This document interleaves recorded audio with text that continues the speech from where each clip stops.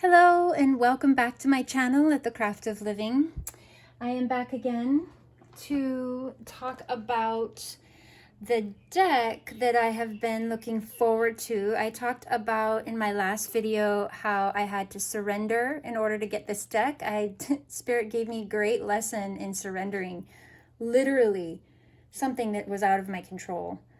And I told you that I was going to get her latest deck that's out right now. It just came out, and this is Judith Orloff, the author of the Empaths Survival Guide, which is one of the books that I definitely recommend out there for any empath. If you are interested in any of these decks that I have coming up here today, know that I have an affiliate link for you down below that you could click on to purchase this deck for yourself, and at no additional cost to you, you support my channel, because I may get a small percentage of that. I may, depending on how you purchase it, if you decide to purchase. But anyway, we are going to do the Empaths Empowerment deck today by Judith Orloff. 52 cards to guide and inspire sensitive people. So I find this and her other deck as real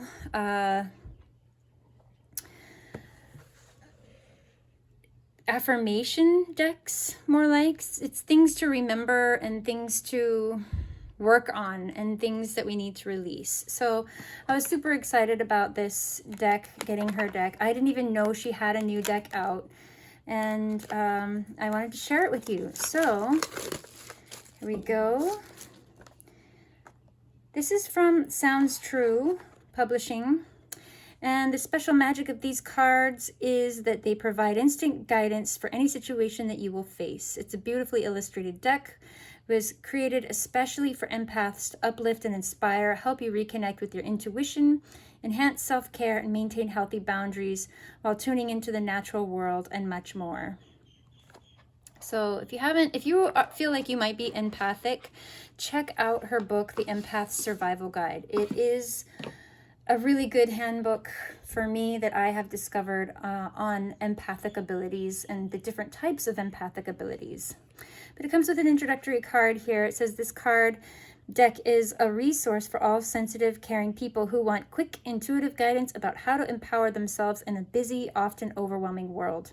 A source of information and insight, these cards will help you to reconnect with your intuition and with the divine. They can also convey important reminders about staying centered in the midst of stress and how to tap into your deepest empathic needs without burning out. Keep this deck close at hand for ready guidance. She goes on to talk about it a little bit more. She gives quick instructions. This is a different one from her last deck, where she just had a fold-out pamphlet. Let's see. How to use these cards, about the author. She talks about her book, Empaths Survival Guide, Life Strategies for Sensitive People, and she has other ones too. But I really recommend the one that I read, which is the Empaths Survival Guide. And she talks a little bit about her publisher here, about their mission to inspire and support personal transformation and spiritual awakening. Super awesome there. And let's get into the decks. So I love the color theme here of the back of the cards. Of course, I always love teal, and yellow is such a wonderful, vibrant color. Love that. Now, cardstock. Cardstock is kind of on the lighter side. They are pretty flexible and bendy. They feel quality. They don't feel cheap, but they definitely are on the lighter side. They are a medium gloss finish. Let's take a look at what some of them might say. Honor your sensitivities. Reclaim your power. Ooh, they have a Shri Yantra in the background here. That is the mother of all Shri Yantras. It's great for manifesting. Reclaim your power. Do not give your power away to anybody. Say to yourself, I am strong and capable. I can approach the situation with confidence and skill. So although this does describe this deck as an oracle deck, let's see, you can consult the deck as an oracle to empower your life choices and relationship. I'd say it's more as an affirmation deck, but there are many affirmation decks that get used as oracle decks. So when people leave comments or reviews that say, I'm so upset, this isn't a oracle deck, it's an affirmation deck, it's still a deck that you can use for spiritual advancement. But if you really want to know, most of her decks are for affirming anyway. But I use them as oracle decks because there's so many things that I'm sure Spirit would like us to remember and affirm and reaffirm in our minds. So let's continue on. Be a comfort to yourself.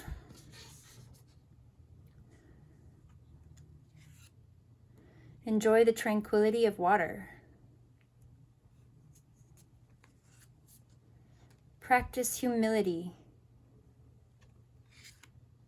Look at the stars. Tap into your spiritual power.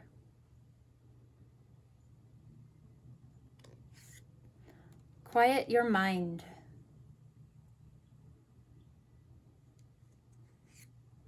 Honor your inner child. I love it when they include inner child work in decks. Opinions are the lowest form of knowledge. Do not be thrown off by others' opinions. Simply say, I appreciate your input, and do what intuitively feels right for you. Practice patience. Set limits with draining people.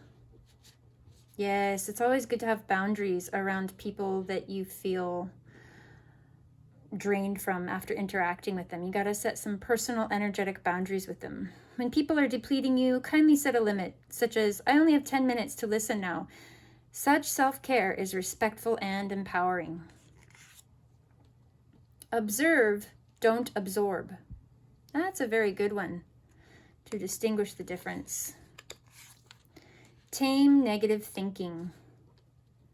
When negative thoughts arise, experience the feelings behind them and then shift to a larger, more compassionate perspective. I think she's supposed to be happy, but kind of looks like she's ecstatically happy or she's like in a primal rage of screaming. I can't decide which. Although if you have incessant negative thinking, I'm going to go for the, oh my God, make it stop. Ah! Okay. Release fear. Stop inventing scary stories about the future. Stay in the now and affirm your strengths. Oh my gosh, I have that affliction. I'm sure many of you do. Practice self-soothing. See your emotions as teachers. Embrace your imperfections and find your purpose. So we will do our one card draw of seeing how these shuffle up, and we're asking, what can we learn and benefit and gain from owning this deck and using this deck? What can we learn and gain from owning and using this deck? What can we own? What can we gain and learn from owning this deck?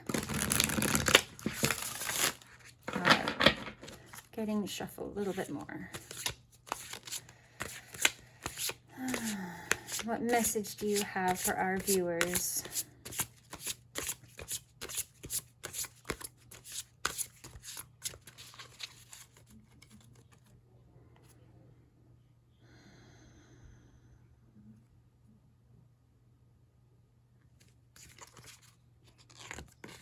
Forgive yourself. So maybe it'd be a journey of self-forgiveness. Don't become a hostage to the past by berating yourself for your choices. Make amends, forgive your own shortcomings, and keep moving toward a beautiful future. So I take it this deck will help us to let go of any past judgments we have on ourselves, or any sorrows, or any feelings of inadequacy or not good enough, so that we can reach our greatest and fullest potential. This deck will help us heal these past hurts, amongst many other things, but I'd say that's a good general one card reading for now. It's one of the hardest things for us, at least for myself, to do, is to forgive myself. Forgive myself for falling short of my expectations. Forgive myself for acting out of an emotional imbalanced place. Maybe I was really angry at the time when I said some things, or whatever it is. Everybody can practice self-forgiveness, and it might be one of the harder lessons to learn, along with self-love, but it is one that is never ending, and we have the rest of our lives to learn this lesson. But thanks for stopping in and checking out this unboxing here.